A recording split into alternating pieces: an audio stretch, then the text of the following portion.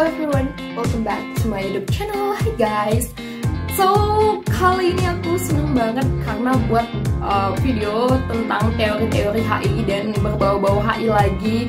I'm so sorry guys, karena kemarin itu sempat ada beberapa kendala dan finally aku bisa buat. Dan langsung aja kita masuk ke aliran teori liberalisme. So, nggak berlama-lama lagi, check it out! Teori yang pertama adalah liberalisme republikan atau yang sering disebut dengan democratic peace theory. Nah, pada dasarnya teori ini berasumsi bahwa perdamaian demokratis itu adalah sebuah perdamaian dunia yang tercipta manakala dunia mengadopsi perdamaian yang sistemnya demokratis. Nah, negara-negara harus mengadopsi perdamaian demokratis yang dimana nilai-nilai demokrasi yang tertuang di dalamnya itu adalah nilai-nilai yang universal. Liberalisme republikan dibangun di atas legitimasi bahwa demokrasi liberal lebih taat hukum, lebih damai daripada sistem politik lainnya.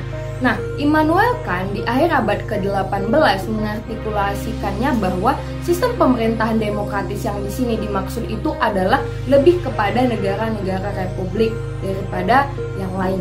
Nah, ada 3 elemen di balik pernyataan ini atau alasan-alasan mengapa dikatakan lebih damai. Yang pertama yaitu adanya budaya politik dalam negeri yang berdasarkan penyelesaian konflik damai, di mana di sini demokrasi mendorong hubungan internasional yang lebih damai karena sistem yang demokratis. Kan pemerintah itu dikendalikan oleh warga negara, dan warga negara tentu saja akan menghindari berperang dan akan lebih menganjurkan untuk kehidupan yang lebih sejahtera dan lebih demokratis. Nah, yang kedua adalah bahwa demokrasi memegang nilai-nilai moral bersama yang mengarah pada pembentukan apa yang disebut sebagai Pacific Union. Yang artinya di sini adalah persatuan bukanlah perjanjian perdamaian formal, tetapi sebaliknya itu adalah zona perdamaian berdasarkan fondasi moral yang umum dari semua demokrasi. Nah, yang ketiga, perdamaian antara demokrasi diperkuat melalui kerjasama ekonomi dan interdependensi. Dalam persatuan Pasifik ini, mereka itu akan dimungkinkan untuk adanya kerjasama dan bahkan ada semangat perdagangan. Kemudian juga ada kerjasama timbal balik, dan ini menyebabkan adanya pertukaran informasi antara satu negara dengan negara lainnya.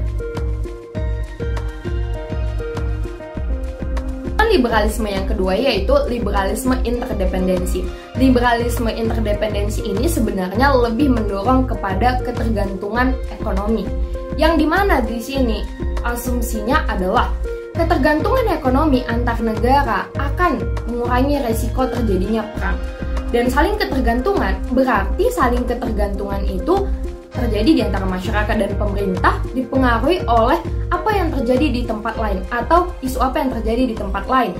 Dan di sini tindakan-tindakan mereka itu akan terimplementasi dalam sebuah kerjasama karena adanya impact timbal balik.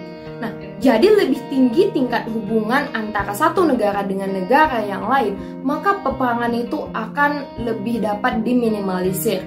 Dan itu juga mencerminkan adanya proses modernisasi karena yang biasanya meningkatkan ketergantungan antar negara itu karena masalah-masalah ekonomi atau supply chain, atau bisa jadi masalah kepentingan-kepentingan dalam negara yang bersifat seperti ekonomi dan perdagangan seperti itu. Nah, dari versi Adam Smith di sini dikatakan bahwa untuk mengurangi peperangan dan terciptanya harmonisasi sosial harus ada perdagangan antar negara, dan ini juga didukung dengan free trade yang dimana di sini mengurangi hambatan-hambatan di dalam negeri. Nah, Smith ini juga mengatakan bahwa perdagangan itu kan upaya untuk mengejar keuntungan dan ini akan menciptakan keharmonisan sosial. Oleh karena itu, perdagangan internasional ini harus dibebaskan dari segala batasan, terutama pada tarif. Nah, menurut teori ini, perang akan dapat merugikan satu negara dengan negara lainnya dan tentu saja akan meningkatkan cost di dalam negeri, sehingga lebih baik kita berdagang daripada kita berperang. Ini dianalisis kembali oleh tokoh Richard Rosigness. di mana dia menganalisis bahwa di masa lampau mungkin yang dikejar oleh banyak negara itu adalah sumber daya alam, militer, dan kemampuan-kemampuan untuk menunjukkan versi dari negara itu kuat atau tidak. Nah, tetapi dia menganalisis bahwa dari perkembangan sejarah kebijakan luar negeri itu semakin berubah gitu kali. Untuk negara-negara industri maju dan mereka notabene-nya udah punya perekonomian yang sangat kuat, mereka itu lebih melirik perdagangan untuk mendapatkan keuntungan di dalam negeri, dan caranya itu lebih memadai dan lebih mudah dibandingkan dengan berperang. Selain itu, untuk mencapai keunggulan dan kemakmuran, negara-negara ini ya berdagang, dan bahkan itu kekerasannya lebih sedikit ya gitu, bahkan lebih tinggi kekerasan dalam peperangan, dan manfaatnya juga meningkat. Ketika manfaat dari peperangan itu menurun, maka dinilai dari perdagangan ini kebermanfaatan dari tindakan itu lebih dominan. Nah, mengapa kekuatan kurang menguntungkan bagi negara di zaman yang sekarang, atau ya mengapa perdagangan semakin penting? Karena yang pertama, menurut Rosecrans adalah perubahan karakter dan basis produksi ekonomi yang terkait dengannya itu modernisasi. Nah, ketika terjadinya modernisasi, semua negara berlomba-lomba untuk mengejar ketertinggalan yang telah mereka miliki. Nah, di masa lalu memang penguasaan wilayah itu menjadi hal yang dominan, penguatan militer itu adalah hal dominan, dan itu adalah sebuah kunci untuk mencapai kebesaran. Tetapi sekarang hal itu tidak terjadi lagi. Sekarang yang lebih kita utamakan itu adalah bagaimana cara untuk meningkatkan kemakmuran. Yang kedua, negara yang paling sukses pasca periode perang itu adalah negara-negara yang tidak berhenti untuk berdagang atau negara yang concern dalam perdagangan, seperti Jerman, ada Jepang. Dan di sini mereka itu telah menahan diri dari pilihan-pilihan politik dan pilihan-pilihan militer, atau ya bisa dikatakan bahwa isu-isu yang bersifat tradisional, dan mereka mengeluarkan biaya militer yang menurut dari Rosecrans itu lebih rendah daripada negara lainnya. Dan di sini mereka juga menghendaki kemandirian ekonomi agar dapat menciptakan kesejahteraan dan kemakmuran. Selain itu, untuk memilih opsi perdagangan, maka mereka itu akan terlibat dalam sebuah pembagian kerjasama internasional yang tentu saja akan memberikan dampak timbal balik ke negara lainnya. Sederhananya adalah seperti ini. Ketika kita berdagang, kita akan terlibat dengan negara lainnya. Dan ketika kita berusaha untuk menjalin perdagangan dengan negara lain, maka kita sudah menciptakan sebuah ketergantungan. Dan apabila pasokan dari negara lain itu bermasalah dengan negara kita, otomatis itu akan dapat menghambat kemakmuran atau menghambat produktivitas di negara kita. Dan mungkin saja, bisa saja halangan itu berasal dari peperangan. Dan peperangan ini tentu saja memakan waktu yang cukup lama dan aliran yang ketiga yaitu liberalisme institusionalisme, atau ini sering dikatakan dengan neoliberalisme institusional. Nah, asumsinya adalah memecahkan problem realis yang dimana dikatakan bahwa kerjasama sulit untuk dilakukan, dan pentingnya forum yang bisa menjadi alat pertukaran informasi antara negara lain dengan negara kita. Dan dimana di sini kita membentuk sebuah rejim atau kita memerlukan rejim untuk kita mengetahui niat dari negara lain itu terhadap negara kita, dan kita lebih cenderung untuk dapat mengurangi rasa curiga karena kita duduk bersama untuk saling memberikan seperti sebuah mengajukan ini loh yang kami mau gitu. Jadi kita lebih fleksibel kalau ada rejim atau ada sebuah pengikat di antara kita dan mereka, itu sistemnya akan memantau dan mengawasi kita. Dengan adanya institusi atau rejim, maka perdamaian itu akan mudah tercipta. Nah, kenapa? Karena adanya multilateralisme. Ketika adanya multilateralisme, maka kesempatan untuk saling bersepakat itu lebih mudah daripada yang selama ini cenderung dilihat oleh realis itu negara itu saling bersaing, berkompetisi. Nah, argumen yang dibuat oleh liberalisme institusional menurut Keohane itu adalah bahwa institusionalis yang sangat tinggi akan secara signifikan dapat mengurangi intensitas untuk berperang dan bahkan ini mengurangi efek destabilisasi dari anarki multipolar yang diidentifikasi oleh Mearsheimer. Nah, identifikasi ini lebih kayak ya institusi itu menjadi semacam sebuah jembatan untuk memberikan informasi-informasi kepada aktor-aktor dan lembaga menebus kurangnya kepercayaan antar negara, karena kan selama ini negara itu saling curiga gitu di realis. Nah, mereka melakukannya dengan menyediakan aliran informasi antara aktor-aktor lainnya yang akibatnya akan lebih sedikit untuk merasa kecurigaan gitu.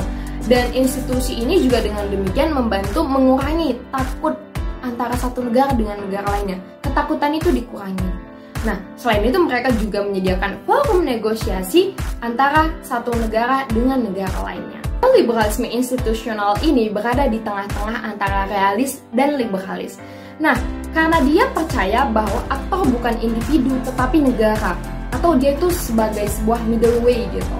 Nah, kaum institusionalisme ini tidak menyangkal bahwa asumsi neorealis yang menyatakan bahwa struktur internasional adalah anarki. Mereka mengiyakan hal tersebut dan mereka juga tidak menafikan bahwa kerjasama akan sulit untuk dilakukan karena adanya kecurigaan antara negara. Tetapi yang berbeda di sini adalah optimisme yang berbeda antara realis dengan liberalis.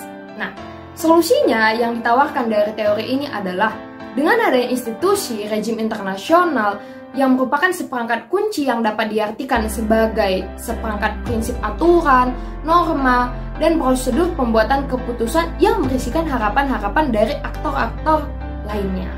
Nah, rejim inilah yang dapat memungkinkan untuk mengarahkan aktor dan ia bisa bekerja sama. Dan institusi ini perannya itu sangat penting, yaitu mengawasi aktor-aktor yang terlibat. Institusi ini bisa saja bersifat formal seperti organisasi internasional dan juga bisa seperti MOU, agreement, atau treaty, dan kesepakatan-kesepakatan lainnya. Nah, dalam situasi di mana suatu negara dapat memperoleh keuntungan dan kecurigaan dan lolos dari hukuman, kemungkinan besar terjadi pembelotan. Namun, di sini ada pihak ketiga, yaitu organisasi internasional, rejim internasional yang dapat bersikap netral dan tidak memihak sama sekali.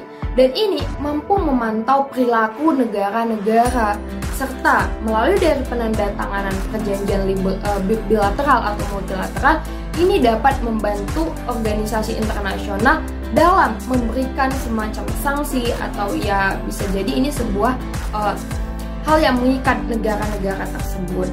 Nah, ketika terjadi penandatangan perjanjian, maka mereka itu sudah bersepakat bahwa mereka akan mengikuti aturan atau rules yang diberikan oleh organisasi internasional itu. Dan insentif untuk membelot itu pun dapat berkurang karena mereka tahu mereka telah meratifikasi dan mereka akan mengimplementasikan perjanjian-perjanjian yang telah dibentuk. Maka ini bisa jadi kita dapat mengasumsikannya bahwa kerjasama lebih mudah kan dilakukan daripada asumsi-asumsi realis yang mengatakan bahwa iya kerjasama itu sulit untuk dilakukan. Benar, tetapi dalam liberalisme yang aliran dari institusional ini memang susah untuk dilakukan, tetapi lebih memungkinkan untuk terjadinya kerjasama. So guys, thank you for watching. Maaf apabila ada kesalahan-kesalahan dalam penjelasan aku mengenai teori ini. Dan apabila teman-teman ada yang mau ditanyakan atau ada kritik dan saran terkait apa yang udah aku jelasin, boleh banget untuk buat di kolom komentar. Dan don't forget to like, comment, and subscribe. Bye-bye!